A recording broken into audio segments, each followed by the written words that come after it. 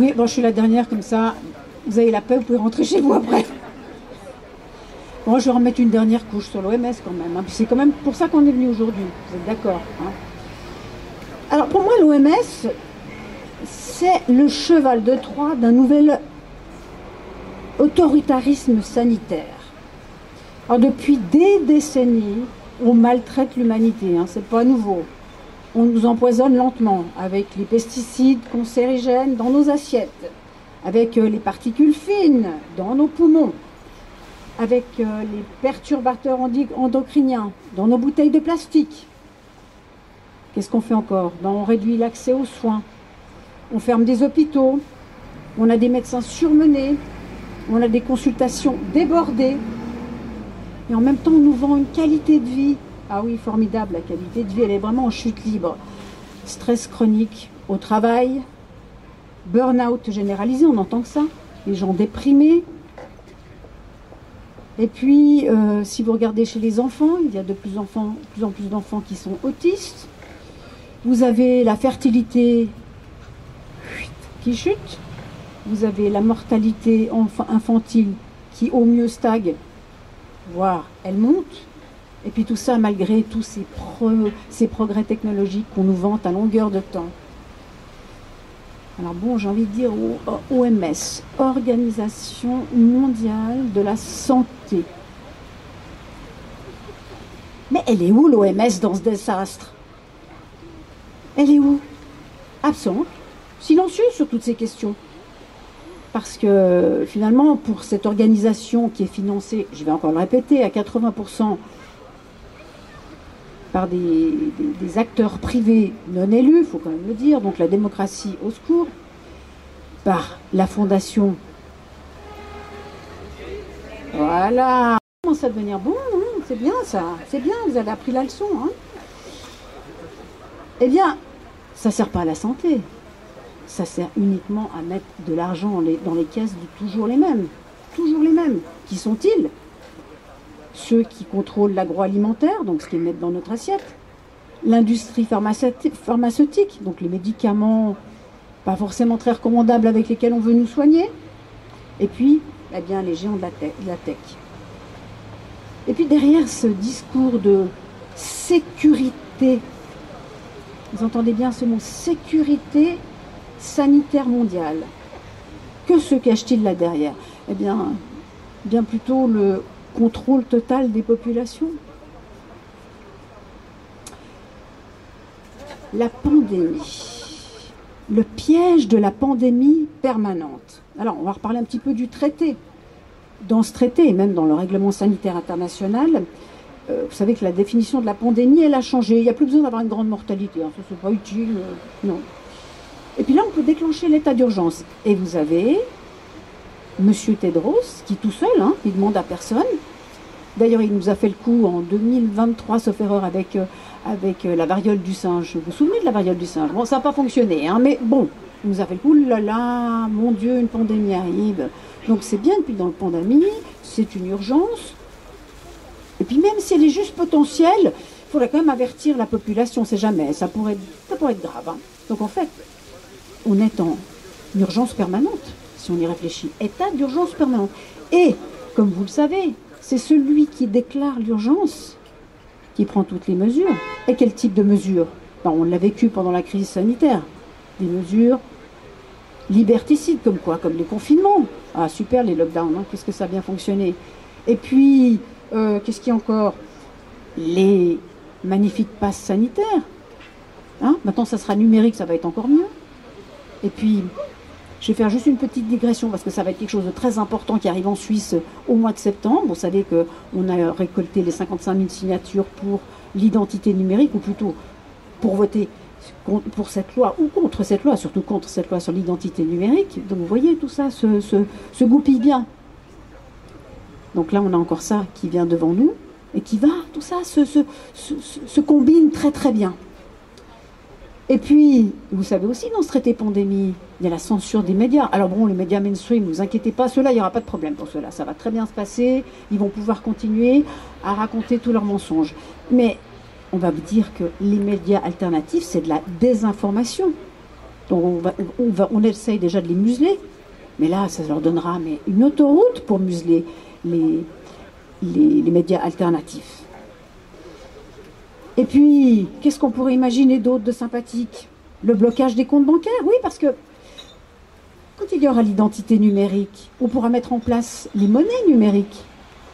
Et puis là, eh ben, on pourra verrouiller les comptes bancaires. Donc, vous voyez comment c'est important, tout ça se goupille ensemble. Donc, en fait, on est dans un état d'urgence sanitaire, ou qu'il soit sanitaire ou autre, finalement, ça n'a pas beaucoup d'importance, perpétuelle. Et puis, nos dirigeants, mais qu'est-ce qu'ils font là-dedans? Honnêtement, ils font rien. Ils signent des accords en catimini pour pas qu'on voit. Bon, on n'est pas beaucoup à le voir, ça c'est vrai. Et même quand vous pensez même en Suisse, dans notre pays, le 20 décembre, dans l'après-midi, juste avant Noël, quand il n'y a plus personne au Parlement, il en reste quelques-uns, ils ont signé quoi? Ils ont fait quoi? Ils ont passé cette loi sur l'identité numérique. Et qu'est-ce qu'on découvre tout d'un coup au mois de janvier, on découvre ça? Les trahisons, il n'y a aucun parlementaire qui en a parlé entre la période de Noël et Nouvel An. Et en fait, c'est parce qu'on s'est bougé, on a vu ce qui se passait, que la population a pu être informée. Et qui a été informé? Pas beaucoup de monde finalement, parce que si vous discutez avec les gens dans la rue, la plupart vous ont dit « mais t'es folle, l'identité numérique, mais on a voté contre ». Ah oui, oui, on avait voté contre, c'est bien vrai. Mais ils ont refait une loi, et on recommence. On va recommencer combien de temps comme ça? Trahison de la part de nos élus. Alors, l'OMS, c'est quoi? L'OMS, bon, Organisation mondiale de la santé, mais c'est surtout le bras armé des multinationales, des financements toxiques. On ne va pas répéter le nom. Vous savez à quelle fondation je fais référence.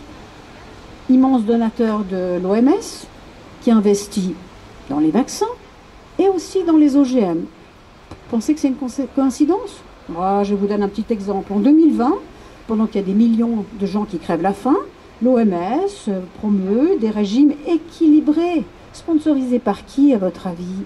Pour un régime bien équilibré? Coca-Cola. Eh ben mal celle-là, hein? Voilà, et puis on a des hôpitaux en ruine, soit ils ferment, soit ils sont en ruine, ça devient de plus en plus terrible, il y a des lits qui disparaissent. Et puis bon, pendant que nos services publics s'effondrent, eh bien en même temps, Pfizer, Moderna, ils se font des milliards, tout va bien. Voilà. Et puis on vous prépare un avenir, enfin on nous prépare, pas que vous, hein, tout le monde va y avoir droit. Un avenir où votre identité, votre compte bancaire, vos droits sociaux sont verrouillés dans un code QR. Chic. Passe climatique, passe vaccinal, crédit social. En Chine, vous savez déjà comment ça se passe. Hein. Il y a un code il peut y avoir un code santé qui a déjà servi. Et puis ça permet de fermer des quartiers entiers en moins de 48 heures. Super. Bon, en France, remarquez, et en Suisse, on a quand même fait pas mal. Hein. En France, passe sanitaire, ça exclut des milliers de citoyens, des cafés, des restaurants, des trains, des cinémas, des hôpitaux, des bibliothèques. Bon, en Suisse, à peu près pareil. Hein. C'était à peu près la même chose. Voilà, donc, une fois qu'on aura mis tout ça en place, avec l'OMS qui se fait un plaisir de déjà avancer sur le terrain du sanitaire, eh ben, en un clic, on va être rayé. Imaginez, vous critiquez la politique gouvernementale. Clic, votre compte est gelé. Vous refusez un vaccin expérimental.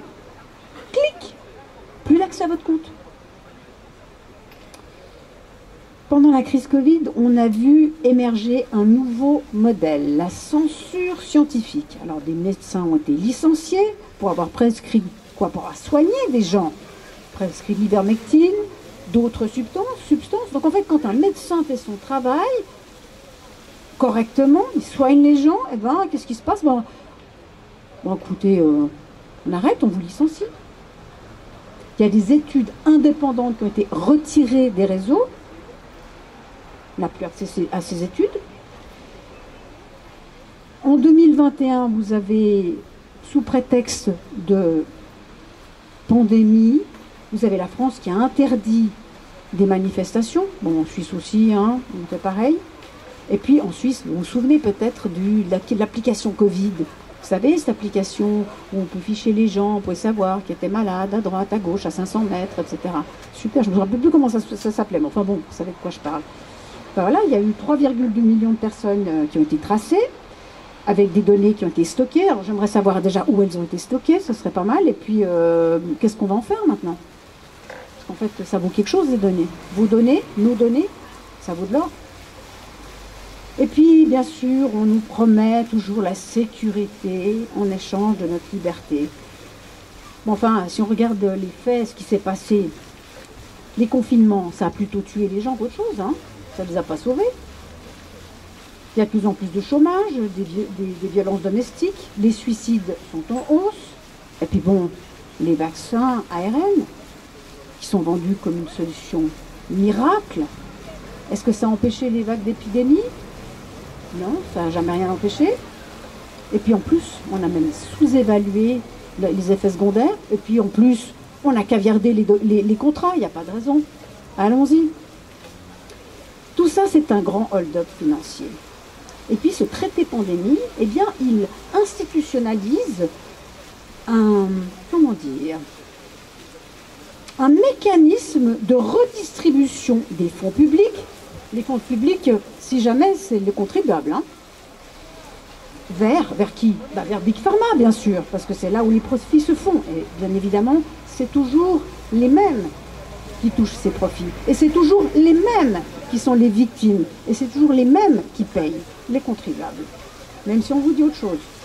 Donc en fait, vos impôts, clairement, ça sert à acheter des vaccins. Mais ça ne sert pas à embaucher des infirmières pour nous soigner. Ça, non. Et puis bon, qui décide des priorités sanitaires? Est-ce que ce sont nous, les citoyens? Non, bien sûr, parce que nous, on ne sait pas. Comme disait tout à l'heure Jacqueline, nous, on est bêtes. Alors comme on est bêtes, eh bien, c'est les multinationales qui décident à notre place. Voilà. Conclusion, il y a une chose très importante. Le 19 juillet prochain, c'est la dernière limite pour que les États membres de l'OMS, dont la Suisse bien évidemment, puissent rejeter les amendements qui ont été pris l'année dernière dans le règlement sanitaire international. Alors, il y a une pétition qui circule, vous avez dû la voir partout. Alors, essayez de la diffuser un maximum, parce qu'on n'a que jusqu'au 19 juillet, pour que notre gouvernement, éventuellement, s'oppose à ces amendements. Bon, il ne faut pas rêver, mais au moins on aura fait quelque chose. Essayez quand même, autour de vous, de parler de ça et de parler surtout de cette pétition, de la faire signer, parce que la procédure de consultation, malheureusement, elle est déjà terminée, elle est terminée depuis fin février, où on a envoyé des courriers, j'ai même fait circuler un courrier sur les réseaux que tout le monde pouvait reprendre et puis envoyer. Voilà, il faut montrer qu'on n'est pas d'accord. Même si on n'a pas gain de cause, c'est important de le montrer. Parce qu'à terme, vous savez, on plante des petites graines, elles ne vont pas toutes pousser, mais dans le lot, il y en aura bien quelques-unes quand même qui vont pousser. Alors, on ne va pas laisser une poignée de bureaucrates non élus décider de notre avenir. On veut la transparence totale sur les financements de l'OMS. On veut un référendum sur le traité sanitaire international. Ça, je pense en Suisse, on va l'avoir, mais un référendum facultatif, même pas un référendum obligatoire. Ça signifie qu'il faudra aller de nouveau, vous savez, dans les rues, faire signer 50 000 personnes pour que le peuple suisse puisse se décider s'il est d'accord avec ce traité international ou non. Un traité qui va bouleverser notre constitution et qui va introduire dans notre droit des notions qui n'existent pas jusqu'à présent. Je crois que tout à l'heure, Chénaz, elle en a parlé, elle vous a parlé de la loi sur les épidémies. Alors ça aussi, c'est une chose très problématique qui reprend, vous savez que les Suisses, c'est des bons élèves quand même, hein. Alors ça reprend un petit peu tout ce qu'il y a dans le traité, puis le règlement sanitaire international, mais en mieux, on élève encore un peu le niveau. Voilà, ça c'est très suisse. Donc ça va être discuté, je pense, l'année prochaine. Je ne pense pas me tromper en vous disant ça. Ça va être discuté au Parlement, il va y avoir des allers-retours entre les deux chambres. Et puis, à l'issue de ces allers-retours, il y aura une loi qui va être votée par le Parlement, vraisemblablement acceptée par le Parlement. Et puis ensuite, rebelote, on est reparti, on va changer 50 000 signatures. On essaie de convaincre les gens que ça serait bien qu'ils aillent voter.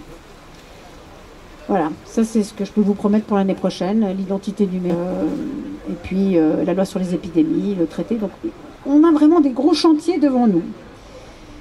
Alors j'aimerais bien dire encore aujourd'hui, c'est que notre combat n'est pas contre la santé, mais contre ceux qui qui instrumentalisent la santé pour nous asservir. Alors, finalement, la question, elle est très simple. Est-ce qu'on veut vivre dans un monde où chaque respiration est traquée, où chaque choix médical est contrôlé, où chaque pensée doit être conforme à la propagande d'État? Si la réponse est non, eh bien, levons-nous, parlons, agissons. Merci beaucoup. Et je vous remercie beaucoup pour votre présence aujourd'hui. Merci à tous. J'espère que vous avez passé une bonne après-midi. Je crois qu'il y a encore des sandwichs. Voilà. Et bon retour chez vous. Et je vous dis à bientôt. Merci encore.